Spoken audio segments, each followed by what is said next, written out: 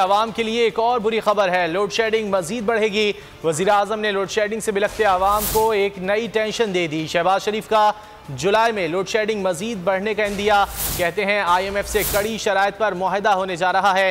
साबिक हुकूमत ने IMF से मुआहदे में धज्जियाँ उड़ाई। पेट्रोल, गैस और बिजली महंगी करने के बावजूद वजीर आजम की ढिठाई।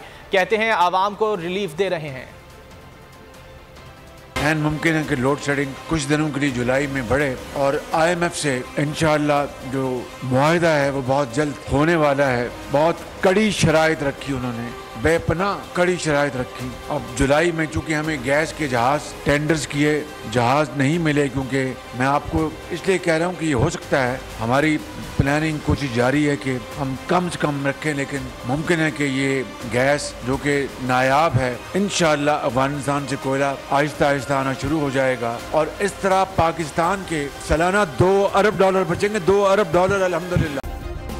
सब्सक्राइब करें और बेल दबाएं ताकि कोई खबर रह न जाए।